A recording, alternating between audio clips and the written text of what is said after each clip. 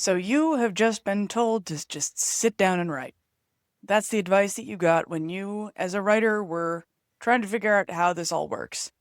And you're discovering quickly that it's not as simple as that sounds.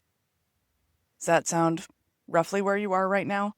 Because a lot of people have been there, I have been there, and a lot of folks just say the advice is just put your butt in the chair and write. And while that's useful and good advice, it's not the whole picture, and it's more complicated than that because writers, despite the myth, actually do need help. Welcome to Authority. I am E. Prabilski. I am an author, I'm an editor, I've published books. I'm currently serving on the board of directors for the Editorial Freelancers Association. I have been in the industry for about 18-ish years. And this is my experience, and I'm really happy to have you here with me on Authority, where we spill the tea on the publishing industry. There is this image of a writer alone in a room, hunched over a typewriter, probably, and looking tormented and producing the most beautiful art imaginable. If your brain just conjured up Edgar Allan Poe, that's exactly where my mind went, right? Where we're just sitting alone. And this is a romantic idea. It sounds awfully story driven. It was kind of driven by the Romantic era in history, but it's entirely inaccurate. And it was inaccurate then, and it's inaccurate now. Because it doesn't work in a healthy environment. That's just not what we do in real terms. Humans are not, generally speaking, solo creatures. We aren't.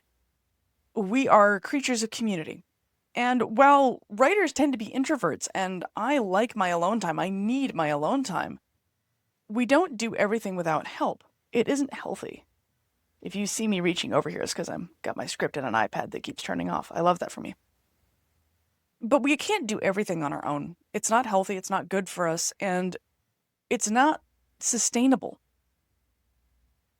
The idea, this image that we have of the solo artist, like people see that for artists too, like the idea of the artist alone in their studio painting, like the idea that suffering creates art and is the only way to true art. That's a really common and prevalent notion. And it's not something that is healthy. It's not good for us. It's been harming people ever since it was invented in the 18 and 1900s, like this romantic notion. It's awful, and I really want to turn it on its head because it's not how we work, and I really want to talk to you about how community factors into the writing process. There is no significant creative work in history that was created in a vacuum. Editors, patrons, collaborators, we humans have always had other people as part of this, or readers, correspondents, creatives have always had other people in our orbit helping us with these, whether it's directly helping or indirectly helping, but they're still with us in this journey. The infrastructure has always been there, and we frequently don't talk about it. We just create this idea in our heads that we are these lone wolf individuals doing things off in the wilderness by ourselves and coming up with magic. And I wish that was true, kinda, because if I didn't have to rely on other people, life would be simpler and probably less expensive. But at the same time, I do need other people. And treating that as anything but fact is not honesty. So how does this affect writing culture specifically? Because this is a writing-focused podcast. While I do other things, I am a watercolor artist, I do maps.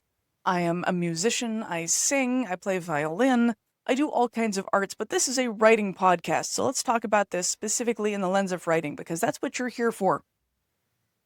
Writers often absorb this myth of the solo individual writing tortured alone in their chambers really early on because it's how we're portrayed in media a lot. And we get this into our heads, and we've never even written a draft, but we have this idea that we are in that space. And that is what we should be doing. Should being a really bad word. I will probably rant about that at some point, but not today.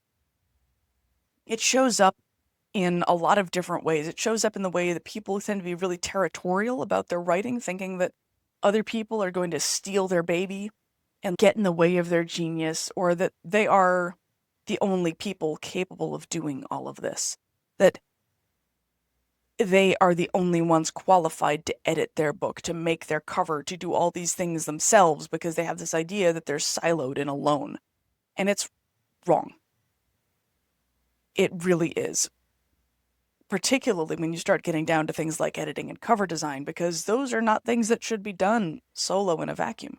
The idea that this real writer myth in our head works solo and knows what they're doing and doesn't need anybody's input to tell them how to do anything and that they just know, it does so much damage to real writers. This fake creation hurts real writers. It's probably hurting you if you're thinking about it and feeling like it's a you thing, right? Because we have this thing in our culture. It's a kind of shame that people experience when we ask for help. So somebody asking for a beta reader or a coach, or admitting that maybe they don't know exactly how to fix their book because it's broken and they can't figure out why. There's a shame that comes with that. And that shame, it isn't helpful, it isn't necessary. It just feels like you're admitting that you're not good enough yet, and real writers are supposed to know something that they don't, and that they're not real as a result because they don't know the thing. That is, in fact, the myth. That's not the reality. The reality is that maybe you're afraid of being seen as not good enough by somebody whose opinion matters to you. We've all been told, don't quit your day job, right? We hear that all the time. And we are consistently treated like our creative endeavors are not good enough. We feel that, and the idea of asking for help and not being good enough, it really just eats away at your psyche. It chews holes in your brain. And it hurts. It's a human experience, though. We experience that in a lot of different ways and spaces that aren't just writing, but we experience it in writing too. It's not evidence that you don't deserve or need the help. It's evidence that society has broken you to the idea that community is in fact a good thing. I can rant a lot about the way modern society has treated community and tried to make us isolate ourselves because there's profit in that. Because there is profit. When people feel isolated and lonely and stressed out, they spend more money. That is a scientific fact. I covered that in a Substack article a couple weeks ago. And it's not just a writing problem, that's an everything problem. That's an everybody issue that we need to work on as a society. So if we're going to do this, what does asking for help actually look like for writers who are working? What could asking for help look like for you? Let me start by saying that every traditionally published book, every single traditionally published book has been through multiple rounds of editing. They've done developmental editing, possibly several rounds of line editing and copy editing and proofreading and all of that at minimum. And that's not even to start talking about agent feedback before they get pitched to a traditional publisher, or beta readers and sensitivity readers who might have looked at the book also. It takes an entire village for a lot of people, particularly in the traditional space. It takes a village to publish a book. You don't just do it by yourself. Self-published authors who are avoiding traditional publishing for valid reasons. I'm not here to judge anybody doing it. I self-publish. But a lot of them who skip all of that infrastructure aren't proving the myth of the lonely author who does everything themselves being superior. They're hiring editors and other people. And if they aren't hiring those folks, there are two potential avenues for this. One is they're releasing a subpar product that is not well polished. And that's an unfortunately common one. The other one is that they might be an experienced enough author that they don't need all of those layers and can actually do it themselves. I am one of those people. I've been an editor for 18 years. I have an editor look at my book mostly because there will be typos and things that I meant to say or intended to say differently and missed. And my editor catches those things. And shout out to you, Mel. You're fantastic. I appreciate you very much. That is one of the things that I hire out. I also have a cover designer because while I am capable of designing a cover, she is going to do a better job than I could do. She has the stock photos. She is phenomenal at it. And I would much rather have somebody who's really good at it than limp through with something that I could create myself and make Okay, the covers for how to write the damn book and how to publish the damn book, I did those covers. Those are mine. The covers for my urban fantasy series are done by my cover designer, who is fantastic. So I can do it, but I don't necessarily have to do all of it myself. I have hired people to help me with my marketing keywords and that sort of work. I don't have an issue hiring an expert to supplement what I know, and I've been doing this for 18 years. So if I need help sometimes with some elements of my business, most people do. There are people, and I could name them, and I know them personally, who don't need that kind of help. But they are outliers. And they are people who are absolutely experts in the field and prefer to do everything themselves entirely. And they are right to do that, but they have been doing this long enough that they have the expertise. They aren't just writing their first book, doing everything themselves, and assuming that they're going to be as good as an entire studio. It's not a bad thing to ask for help. Writers often have writing groups. We'll have critique partners. We have mastermind groups, editors, people we trust. And that includes the people that I just mentioned, the high-level folks. They have mastermind groups and are working with other people in concert. They aren't doing this in a vacuum. None of us really are. The help isn't a crutch. It's not an indication that they don't know what they're doing. It's because that's what we do. It's a good thing. It is a necessary part of our process. Asking for help at the right stage and knowing what kind of help you need, it's a skill that takes time to develop. It's not shameful that you need help. It's just real. It's just honest. It's just factual. And there's nothing wrong with needing help. And I say that in multiple ways. Like, I see a therapist for my mental health. I see a doctor for my physical health. Help is something that I need. I am disabled. I need extra help sometimes. It's okay to need it. It doesn't make you lesser.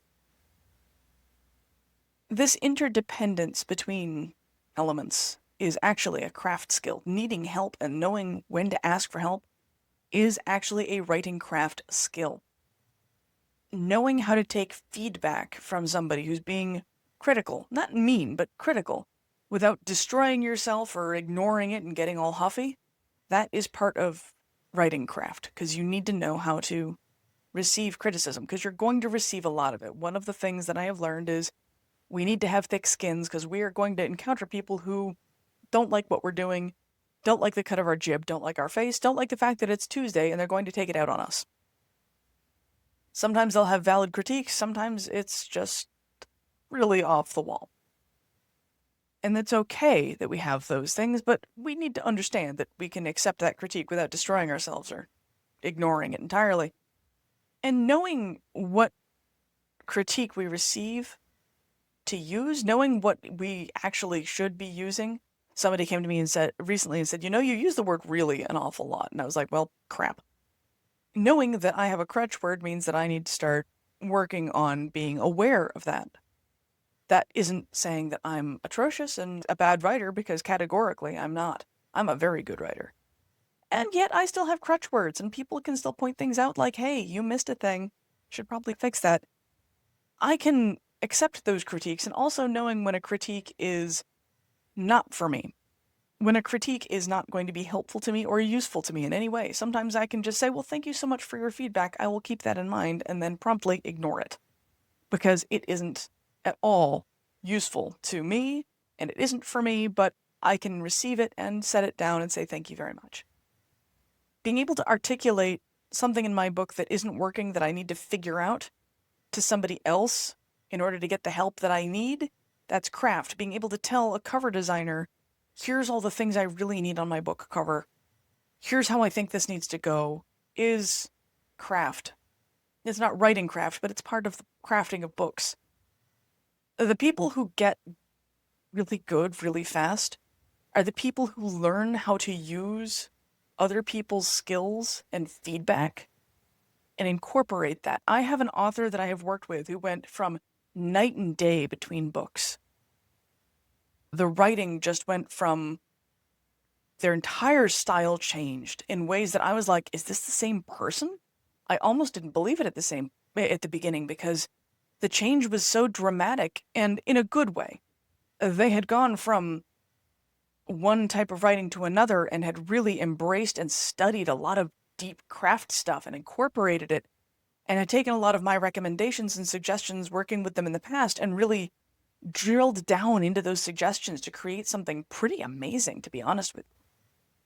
The people who improve like that are people who are taking those criticisms, those critiques, and learning from other human beings and moving forward. They're not operating in a vacuum. They're not trying to do this by themselves. They're not trying to wander off into the desert alone. There is different kinds of help we need at different stages of writing, and knowing what kind of help you need when is an entire skill in and of itself. It really is. The first draft, when you were first working on your ideas and coming up with the concepts, you mostly need encouragement more than you need criticism, because an idea isn't something that is really good or bad per se. You need somebody who's going to help you see your vision and create what is your vision. Help you come up with your story and your structure, and you can bounce ideas off them and let them hype you up. Someone who is sure that you're going to finish this book and will push you to it without getting too deep in your own head. That might be a book coach or a developmental editor. I do both of those things. I've worked with people at that first stage where they're writing their book and they need someone to just say, this doesn't suck, I promise, just keep going. Or someone to say, this outline doesn't really look like it's going to work for the story you're coming up with. Let's take a look at this outline a little bit and reorganize this a touch. Then you have the second draft, or whatever draft you're on when you start being ready to show it to most of anybody else.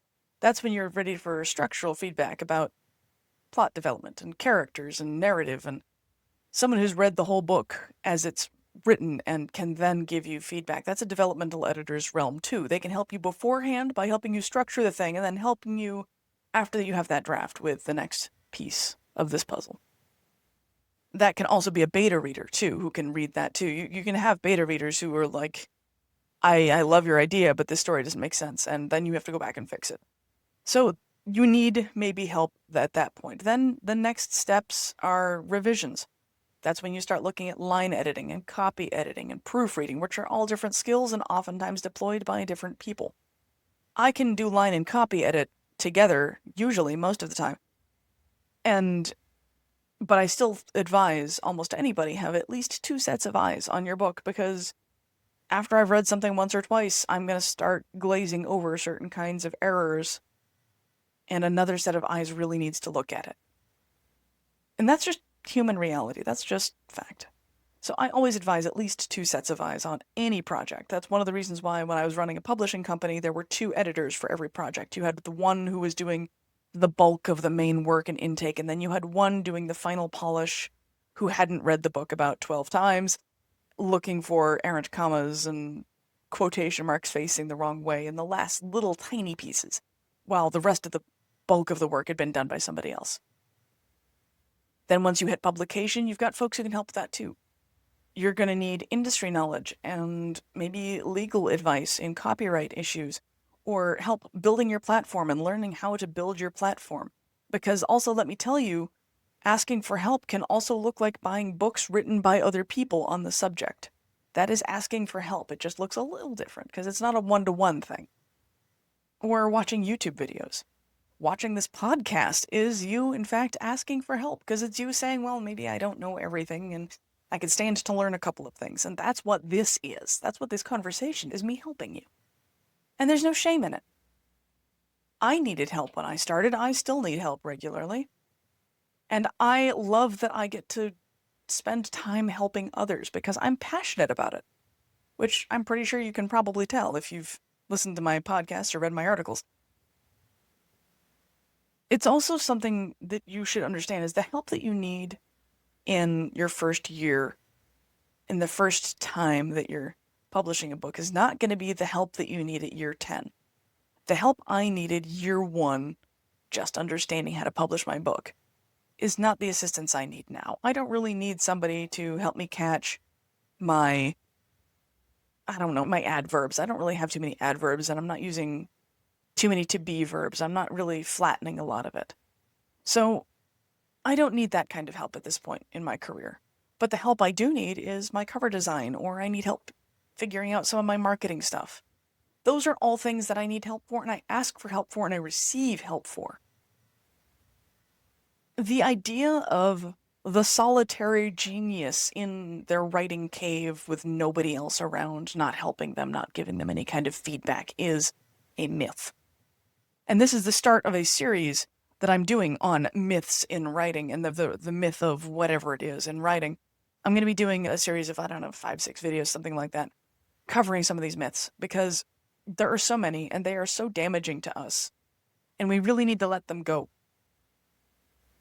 People who need help and build robust networks that market each other's books, that talk to each other, that work together, those are the people who are professionals. Those are the people who go on to be really good at this. It's more than just you and your typewriter in some turret room on a cloudy day talking to a raven and going slowly mad. Though, I mean, I suppose that could be part of your writing process. I'm not going to argue. I kind of talk to my... you know what? I kind of do that. I have a weird room in an old farmhouse and talk to my parrot, so I guess I'm not too far off. But really, there are other humans involved in this process. And the ability to know what kind of help you need and when to look for it and involving it, that's being a professional, because a professional knows that it's bigger than just them and themselves and what they're creating. It requires a range of other skills, and anybody who's published a book will tell you that the act of publishing a book and the act of writing a book are completely disparate. The skills you need to write the book are not the skills you need to market the book. It's very different. And it's unpleasant to learn that, but it is true. Asking for help is not proof that you are not a real writer. It's the opposite. Humbling yourself to learn from other people is one of the most powerful and important things we can do as a species. And asking for help is scary, it's stressful, it's vulnerable, which I know most of us don't like being. I hate being vulnerable. I'm bad at it, categorically. At the same time, I know how important it is, and I'm going to keep doing it, and I hope that you will also keep doing it, because asking for help doesn't mean you're not a real writer. Thank you for joining me on Authority today. If you know anybody who would benefit from this, please send it to them and subscribe, all the things. If you are really enjoying my content and consider that this is beneficial to you, please consider becoming a paid subscriber over on my Substack. It helps support what I'm doing here. It allows me to take the time to make these videos, and it shows me that it's worth continuing. I have a lot of people who don't have the money to pay for my videos, and I'm actually considering releasing some of my articles for free after a certain amount of time so that people get the knowledge. I want to find a way that both honors the fact that people are paying for what I'm providing, as well as folks who might not be there yet, because I want to make sure people get the help they need. That's just how I am, so please send this to other people and share it widely, and let me know in the comments what you think of this. What other myths are there that you have encountered that you really feel like need to be addressed? And I'll catch you in the next video. We are now officially in the private, personal ending of this video where I talk about me rather than just the subject. And like last week, I got my official acceptance letter to Dubuque University. I'm going to seminary. I start in August with a 2-week residency. I am very excited and very nervous, because I have not done academia since I graduated in 2010. So it's been a hot minute. It's still mostly going to be reading and writing, because seminary is largely reading and writing and analysis and literary comparison and history, which I have a degree in history and I do writing for a job, so theoretically I should be well positioned for this, but I'm still super nervous.